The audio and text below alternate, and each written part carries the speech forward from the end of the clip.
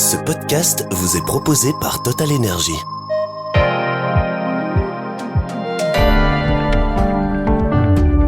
Alors la Wallonie, la révolution wallonne est-elle en marche ? Nous sommes dans un bureau, le bureau de Pierre-Yves Jolet, ministre wallon de l'économie. Je suis Olivier Mouton, journaliste à Trends Tendance, avec mon compère Baptiste Lambert. Bonjour Olivier.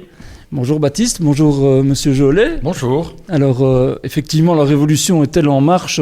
On est ici au cœur de votre bureau avec pas mal d'objets qui sont assez singuliers. J'ai notamment remarqué quelques peintures. Il y a une peinture, on dirait une mêlée. Alors je ne sais pas exactement ce que c'est, mais on dirait une mêlée de football, sans doute d'un artiste que vous affectionnez particulièrement.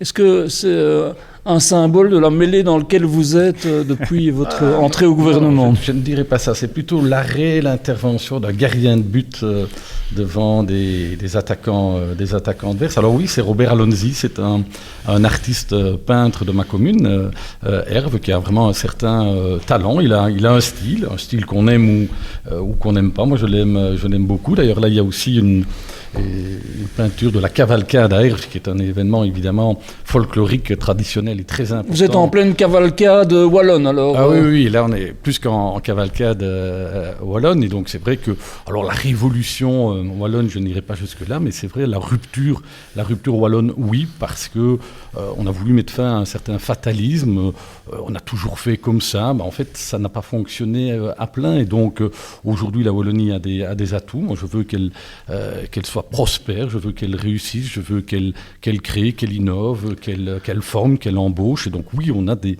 réformes structurelles et une réforme systémique globale importante. Mais justement, dans ce bureau, où il y a certaines décisions certainement qui se prennent, est-ce que des portes claquent parfois ici ? Alors non, les portes ne se claquent pas, parce que moi,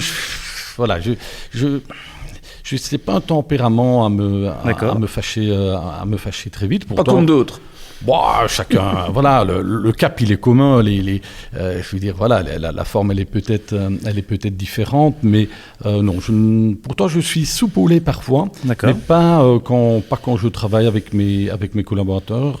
Et c'est vrai qu'on se réunit très souvent ici. C'est un choix. Moi, je reçois parfois des personnes ici dans mon bureau, mais nous décidons pas mal de choses. Nous travaillons des réformes sur le fond pendant des heures, parfois sur des thématiques avec mes collaborateurs, comme le mercredi soir, on prépare le conseil des ministres du jeudi matin. Donc oui, il y a des choses qui se passent ici pour la Wallonie. Alors quand vous êtes arrivé au gouvernement, on s'était rencontrés et vous étiez un peu dans le slogan. Alors il y avait un slogan qui était que vous avez décliné de différentes manières, mais c'était en gros la Wallonie n'est plus un Mr Cash. On sait que le contexte budgétaire n'est pas simple, etc. Est-ce que ce slogan, il est toujours valable aujourd'hui ? Plus que jamais. Et heureusement que je n'ai pas demandé des droits d'auteur sur la formule, parce que beaucoup de ministres et d'autres, y compris des journalistes, utilisent la formule. On est dans un contexte budgétaire très, très difficile. Et nous avons lancé pas mal de réformes sur le plan de la formation, sur le plan de l'emploi, sur le plan de l'économie. Et au moins, on ne peut pas me reprocher le manque de cohérence dans les réformes que j'ai annoncées, parce qu'il y en a déjà qui ont été validées au sein du gouvernement. On en annonce encore ici pour les semaines à venir concernant l'AWEX, concernant l'internationalisation et d'autres sujets. Mais oui, le contexte difficile, à tous les niveaux de pouvoir, il est difficile. L'un des principaux chantiers, c'est l'emploi, évidemment, en Wallonie. Alors, il y a une mesure qui a été prise au fédéral, qui est la limitation dans le temps des allocations de chômage. Tout le monde est bien au courant. Mais on sent que la clé, c'est plutôt au niveau de l'activation du Forem. Et là, il y a eu des annonces, il y a même des décisions qui ont été prises. Est-ce qu'il y a déjà des premiers retours ? Est-ce qu'on sent qu'il y a quelque chose qui bouge là ? Il y a quelque chose qui bouge inévitablement. Et c'est vrai que la limitation des allocations de chômage dans le temps était inévitable. J'ai envie de dire qu'elle était plus facile à prendre, au fédéral, parce que c'est une mesure qu'il faut assumer alors au niveau de l'activation, au niveau de l'accompagnement des chercheurs. La clé est chez vous, comme dit Baptiste. Oui, ouais. La clé, elle est clairement... et à un moment donné, on a voulu encourager l'effort, le mérite, le travail, l'activité plutôt que l'inactivité. On aurait dû faire ça, cette limitation des allocations de chômage dans le temps, depuis très longtemps, parce que c'est vrai qu'une allocation de chômage, ce n'est pas une rente. Et donc, sur le volet activation, on voit au niveau du Forem, mais vous savez, c'est des décisions, il y a une responsabilité indispensable, une responsabilisation du politique à assumer, avoir le courage de prendre des mesures difficiles. On n'a trompé personne. On avait annoncé qu'on allait limiter les allocations de chômage dans le temps. Et puis une responsabilisation de l'administration. Si on veut réussir nos réformes, toutes les administrations, y compris le Forum, doivent s'adapter. Il y a un changement culturel, un changement de paradigme. Et puis, il y a aussi une responsabilité citoyenne. L'emploi, il ne va pas tomber comme ça dans la main sur un plateau d'argent. On va tout faire pour accompagner le maximum de chercheurs d'emploi, mais il y aura des efforts à faire. Je veux dire, ce n'est plus uniquement un droit, je veux dire, c'est aussi faire des efforts, parce que la solidarité, ce n'est pas un guichet. Je veux dire, la solidarité, elle n'est pas non plus unilatérale. Celles et ceux qui bénéficient du soutien de la collectivité, qui sont aidés, il y a aussi un retour pour la collectivité. Parce qu'on a parfois l'impression que tout le monde se dit tous ces gens vont finir au CPAS. Est-ce que vous avez aussi l'impression Mais ça, c'est le fatalisme. Ouais. Ça, c'est le... Alors, est-ce qu'il y en a qui vont se retrouver au CPAS ? Bien sûr, probablement. Mais je pense qu'à un moment donné, il faut aussi saisir ce moment comme une vraie opportunité. Parce qu'on va faire des efforts dans l'accompagnement, dans l'encadrement, avec des indicateurs de résultats. Je vais vous dire, quand vous dites, est-ce qu'il y a quelque chose qui change ? Aujourd'hui, il y a 87% des chercheurs d'emploi dont le profil est visible par les employeurs. C'est 65% de plus que quand je suis arrivé. Et bien ça témoigne aussi déjà d'un changement très clair et très concret. Alors ça veut dire que l'autre clé, c'est la création d'activités. On sait qu'en Wallonie, un des enjeux, c'est de créer de l'emploi privé, de développer des entreprises, de les faire grandir. Là aussi, c'est un autre de vos grands chantiers, c'est de réorganiser tous les outils d'accompagnement économique. Par exemple, Wallonie Entreprendre a vu son cahier des charges rendu plus ambitieux. À côté de ça, il y a les Invest. Est-ce que là aussi, on est au début d'un grand chantier? Alors oui, et on n'est pas au début. On a déjà amorcé ce chantier avec Wallonie Entreprendre, qui a une feuille de route beaucoup plus resserrée, avec des indicateurs des résultats. On va faire la même chose dans les semaines qui viennent avec l'Agence Wallonne de l'exportation et des investissements. La même chose avec l'Agence du numérique, avec le Forum, avec l'IFA-PME, de structurer, de réduire l'offre qui est parfois redondante. Donc il y a trop de structures publiques, je l'ai déjà dit, c'est pas surprenant, il faut les rationaliser, il faut les simplifier, il faut faire en sorte que chaque euro public investi soit un véritable levier, qui puisse appeler un investissement privé, qui puisse créer de l'emploi, qui puisse créer de la croissance. On a eu trop l'habitude aujourd'hui pour toutes les structures de bénéficier quasi automatiquement de subventions publiques. Ça, ça ne va pas. Aujourd'hui, on a vu combien le système photovoltaïque, les primes à la rénovation, les aides à l'investissement, des subsides facultatifs. Alors on mettait la facture, sous le tapis ou dans le frigo, en se disant il y aura toujours bien quelqu'un qui la paye. Aujourd'hui, les structures et même les entreprises, je leur ai dit très clairement, et on sent qu'il y a une compréhension aussi par rapport à cela, ont trop été biberonnées avec de l'argent public. Mais c'est pas ça qui va créer de l'activité encore. Alors c'est pas ça qui va créer de l'activité, mais je vais vous donner un exemple concret. Vous savez combien les APE, ces emplois publics subventionnés, on doit diminuer les dépenses publiques, soyons clairs. Il faut regarder par rapport à la Flandre, par rapport à d'autres pays. Si on regarde nos communes, nos CPS, ils dépensent aussi beaucoup plus que dans le nord du pays. On a mis en place aujourd'hui les APE, ça représente encore un dispositif à l'emploi d'1,350 milliard d'euros. Or, avant, ce dispositif, il était utilisé pour remettre des personnes éloignées du marché du travail. On a oublié tout ça. Alors moi, aujourd'hui, par exemple, c'est 400 millions d'euros pour l'aide à l'emploi, à l'embauche pour le secteur marchand, c'est-à-dire pour les entreprises. Je souhaite, et les entreprises évidemment le comprennent aussi, qu'on mette le paquet, comme on dit, sur des aides à l'embauche pour ces personnes plus éloignées du marché du travail. Il n'y a rien à faire si on veut créer de l'activité économique, si on veut accompagner les entreprises dans l'innovation, dans la croissance, dans l'internationalisation. Il faut répondre aussi à cet objectif de l'emploi. Il n'y a pas assez de personnes qui travaillent en Belgique et particulièrement en Wallonie. Et donc, quand je dis des réformes systémiques, on a déjà revu les aides à l'investissement, on va revoir les aides à l'emploi, on va revoir les aides à l'information, on va revoir le paysage de l'innovation. Et quand je dis on va, ce sont des textes qui sont quasi prêts aujourd'hui pour la rentrée. Pour de l'emploi, il faut aussi une politique industrielle. Il y a certaines critiques quand même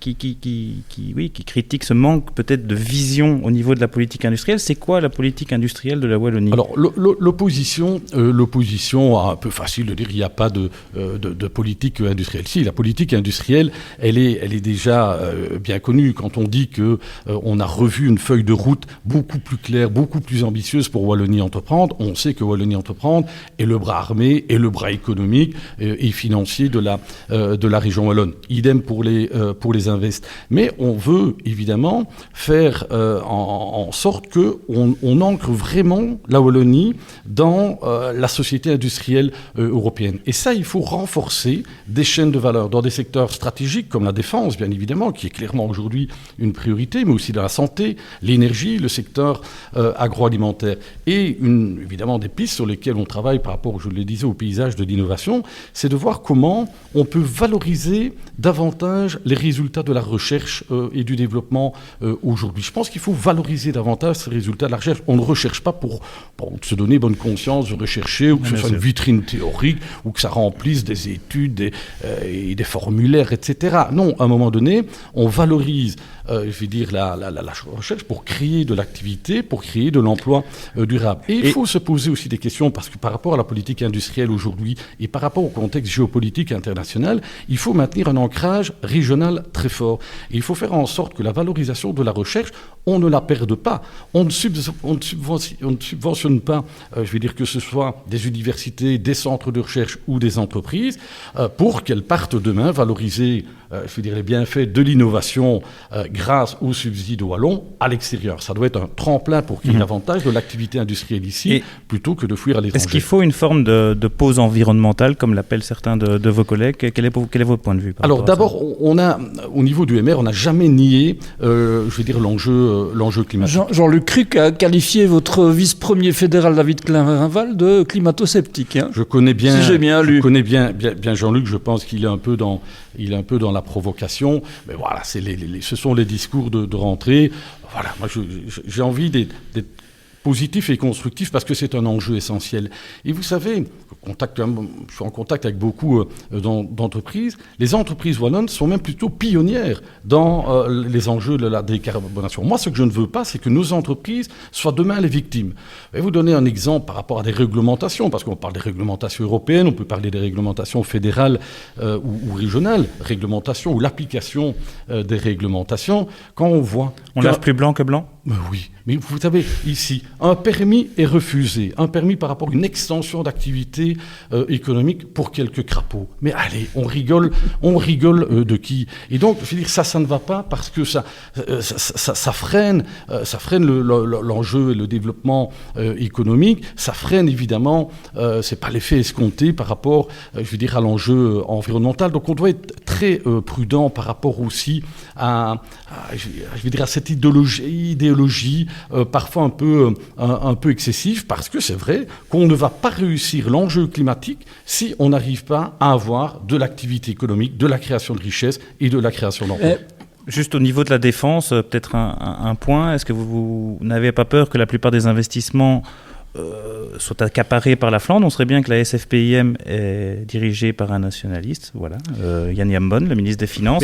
On sait qu'il y a beaucoup de fleurons au niveau de la défense, au niveau wallon, mais comment est-ce que vous arrivez à discuter? Vous avez une réunion avec Theo Franken aussi à ce propos? On en a une, on va avoir un accord bientôt qui sera un accord de coopération entre le fédéral et les entités fédérales. On clair que notre écosystème est en avance par rapport au système en Flandre. Moi, j'entends des ministres flamands, dont le ministre de la Défense, qui vient chaque fois visiter des entreprises, des industries wallonnes, et qui est étonné du savoir-faire, de l'expertise. Donc je ne veux pas faire de procès d'intention, mais je serai vigilant.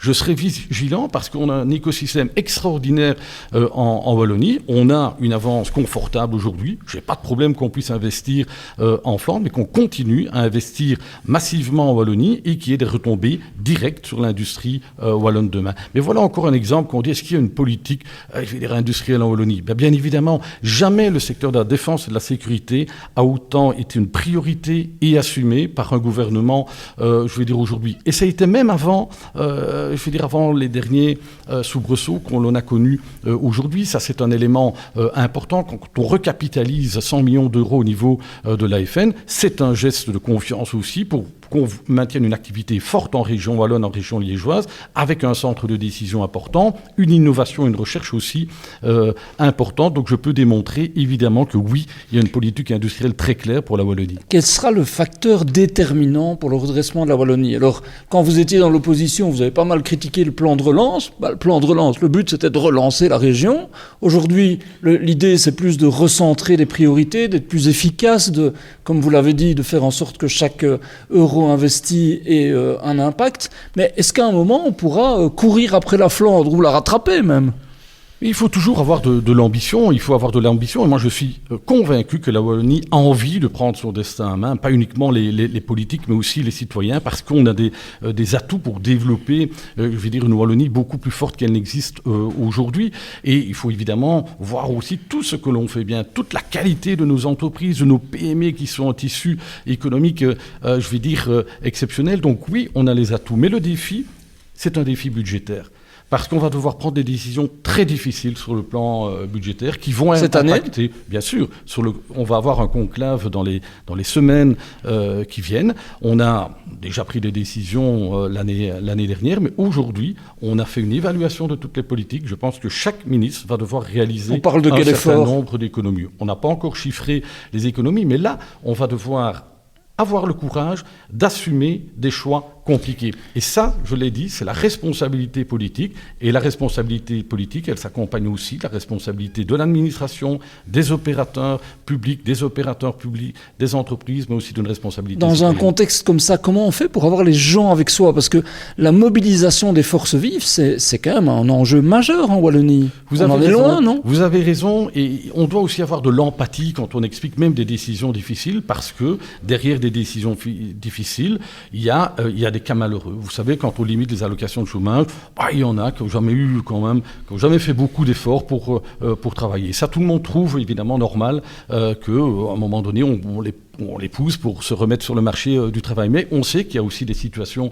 beaucoup plus difficiles, des personnes qui ont décroché pour des raisons. Mais là, on doit leur tordre la main une fois, deux fois. On ne doit laisser personne au bord du chemin.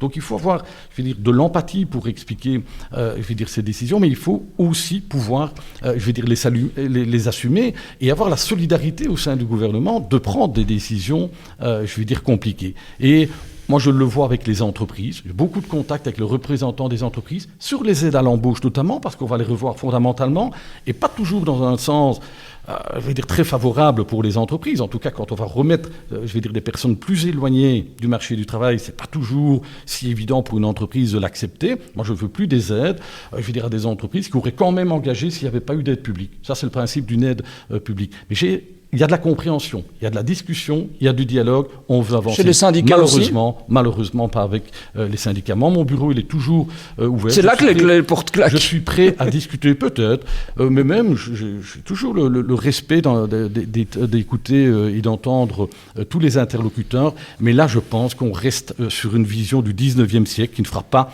avancer les choses. Tout le monde a un rôle à jouer pour le redressement, de la Wallonie, mais là aussi, il y a une responsabilité à assumer. Et tiens, derrière vous, sur le mur, on voit des unes de Paris Match. Ça appartient à votre passé. De quoi s'agit-il? Alors, je vais vous raconter un peu l'anecdote. Pendant la période Covid, vous savez, nous, on retrouvait des week-ends et des soirées comme tout le monde. Il y avait beaucoup moins de manifestations. Et donc, mon papa qui est décédé gardait depuis des années le Paris Match qu'on achetait, dans la famille depuis des années. Donc, j'ai commencé à regarder les unes. Puis, il y a des événements qui me sont revenus en tête, qui m'ont marqué, événements sportifs, politiques ou autres. Et donc, voilà. Et Jacques Chirac, notamment. Oui, parce que Jacques Chirac, c'est une personnalité, controversée parfois, mais il avait ce rapport aux gens. Et je me retrouve un peu dans ce rapport aux gens il y a évidemment une séquence culte, c'est beau mais c'est loin quand il est sur le terrain. Moi je suis un homme de terrain, je suis un homme qui aime le contact avec les gens, qui n'aime pas toujours que tout va bien, j'accepte la critique, j'aime la confrontation dans évidemment des conditions respectueuses. Et donc voilà pourquoi Jacques Chirac. Ça fait aussi référence à votre passé d'études de journalisme. Oui, tout à fait. Et j'ai fait mon mémoire sur la révolution roumaine dans Paris Match. Et donc voilà, il y a une petite histoire avec Paris Match. Et comment ça va entre le parti et les médias? Mais vous êtes là, ça va, regardez. Il y en a d'autres dont le ton monte un peu parfois. Écoutez, je pense qu'aujourd'hui, on est dans une société qui est rendue plus difficile. Et vous savez, pour la démocratie, on doit pouvoir avoir un dialogue et un respect entre les politiques et les journalistes. Moi, je suis journaliste de formation, vous le savez, j'insiste beaucoup là-dessus. Alors, on peut en parler beaucoup. Force est de constater que la RTBF a commis une erreur dans le traitement d'une information. Et je vais vous dire que l'enregistrement et la diffusion d'un entretien téléphonique, moi ça me fait très peur, parce que quand j'aurai un journaliste en ligne, je me dirai demain, est-ce que ça ne va pas se retrouver quelque part, est-ce que ça ne va pas se retrouver sur un réseau social. Et moi je ne veux pas qu'il y ait, à un moment donné, cet abîme dans la relation avec les journalistes. J'ai toujours eu d'excellentes relations avec les journalistes, et je pense que c'est important pour la démocratie, et la RTBF doit assumer son erreur. Elle ne l'a pas fait suffisamment à mon goût aujourd'hui. Ceci dit, vous auriez crié aussi ? Non, parce que c'est pas dans mon tempérament. Eh bien voilà, je vous remercie pour ce premier épisode dans le bureau 2. Merci Pierre-Yves Jolet, on ne claquera pas la porte en partant. C'était très très agréable. Non, boire un petit café ou autre chose. Merci à vous. Merci. Merci d'avoir écouté ce podcast proposé par Total Energy.